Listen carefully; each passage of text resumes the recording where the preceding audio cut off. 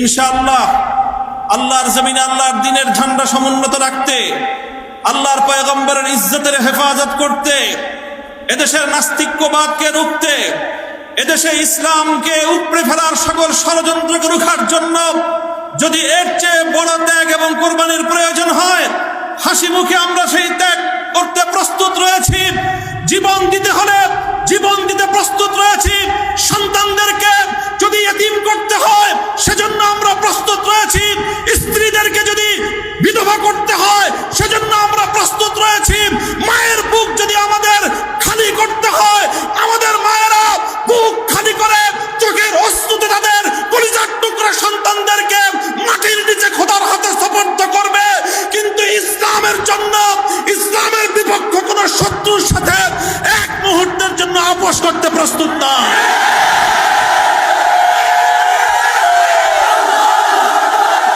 সময় কম, আমার স্পষ্ট পয়গাম, সব অন্যায়ের ক্ষমা রয়েছে, গাদ্দারি আর বিশ্বাসঘাতকতার কোনো ক্ষমা নাই। যারা গাদ্দার এবং বিশ্বাসঘাতক হিসেবে পরিচিত হবে, প্রমাণিত হবে, আগামী দিনে তাওহীদি জনতা তাদেরকে ঠাঁই দেবেন না ইনশাআল্লাহ। ওলামায়ে কেরাম, হেফাজত নেতৃবৃন্দ যেভাবে শপথে বলিয়ান হলেন, যারা আমাদেরকে এভাবে সমর্থন যোগাচ্ছেন, আপনারা তো সমর্থন যোগাচ্ছেন, কিন্তু আপনারা কি কথাটা টের পান যে আপনাদের এই অভূতপূর্ব সমর্থনের কারণে রাষ্ট্রযন্ত্রের পক্ষ থেকে আমাদের উপর চাপটা কিন্তু আরো বেশি বেড়ে যায়।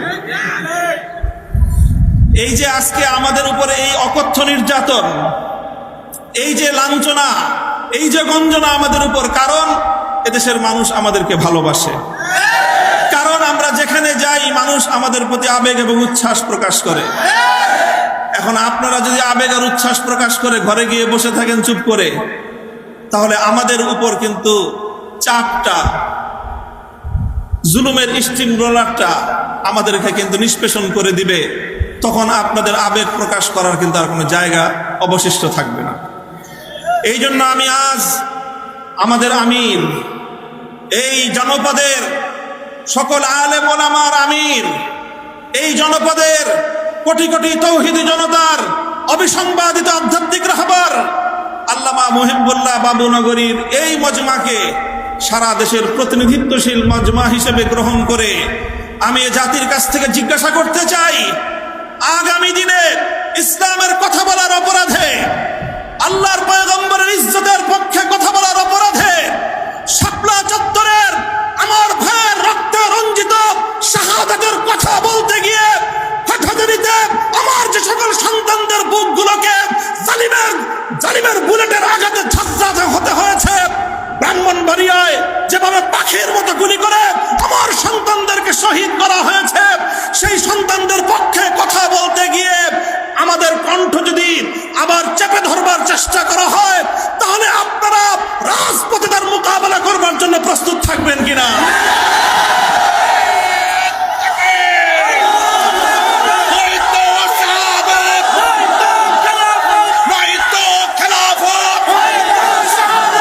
সংগ্রামী সাথী ও বন্ধুগণ, কথা দীর্ঘায়িত করার অবকাশ নেই।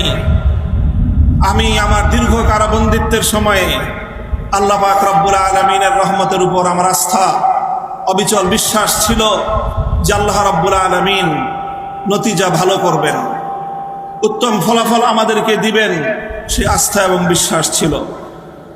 প্রথম দিকে যখন আমাদের মরহুম আমির হেফাজত আল্লামা জুনায়েদ বাবুনগরী হাফিজাহুল্লাহ তাআলা, তাকে আমরা জীবিত রেখে কারাগারে বন্দী হয়েছিলাম, তার উপর একটা বড় আমাদের আস্থা ছিল যে তিনি ইনশাআল্লাহ এই বন্দী মজলুম আলেমদের জন্য, শহীদ আমাদের সন্তানদের জন্য, ব্রাহ্মণবাড়িয়ায় বীর বিচারে হত্যাকাণ্ডের শিকার আমার শহীদ ভাইদের এই হত্যার বিচার আমাদের এই জন্মভূমিতে প্রতিষ্ঠিত করবার জন্য তিনি বলিষ্ঠ ভূমিকা পালন করবেন।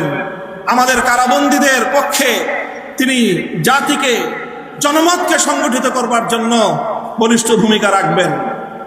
কিন্তু আল্লাহ রাব্বুল আলামিনের ফয়সালা ছিল ভিন্ন কিছু। আমরা কারাবন্দী হওয়ার কিছুদিনের মধ্যেই সেই মর্মান্তিক শোক সংবাদটিও আমাদেরকে সহ্য করতে হয়েছে। আল্লামা জুনায়েদ বাবুনগরী রাহিমাহুল্লাহ তাআলা শাহাদাত বরণ করেছেন। আল্লামা জুনায়েদ বাবুনগরী শাহাদাত বরণ করেছেন। এরপরে অধীর উৎকণ্ঠা নিয়ে অপেক্ষার প্রহর গুনছিলাম যে আমাদের আস্থার এই মঞ্চে কে বসবেন। যখন জানতে পারলাম ওলি ইবনে ওলি, এ জাতির শ্রেষ্ঠ সন্তান, আস্থার মূর্ত প্রতীক আল্লামা শাহ মুহিবুল্লাহ বাবুনগরী হাফিজাহুল্লাহ তাআলা ইমারতের এই ঝান্ডা তিনি নিজ হাতে তুলে নিয়েছেন, সিজদায় শুকর আদায় করেছি, আস্থায় বুক বেঁধেছি যে ইনশাআল্লাহ একদিকে তিনি আরশের মালিকের সঙ্গে রাতের বেলায় চোখের অশ্রু ছেড়ে তিনি এই সংকট উত্তরণের জন্য আল্লাহ পাক রব্বুল আলামিনের সাহায্যকে জমিনে টেনে আনবার জন্য চেষ্টা করবেন। অপরদিকে তিনি জীবন দিবেন, কিন্তু কোন জালিমের রক্তচক্ষুকে পরোয়া করবেন না, কোন জালিমের সামনে তিনি মাথা নোয়াবেন না। এই আস্থা ছিল এবং আলহামদুলিল্লাহ আমি আমার উপলব্ধি হলো এই যতটুকু আস্থা শুরুর সূচনাতে ছিল, আজ পর্যন্ত আমরা আমাদের আমির হেফাজতের থেকে তার আচার আচরণ, তার ভূমিকা আমাদের আস্থার চেয়ে বহুগুণ বেশি পেয়েছে। আমাদের আমির আল্লাহর পক্ষ থেকে আমাদের জন্য অনেক বড় নিয়ামত।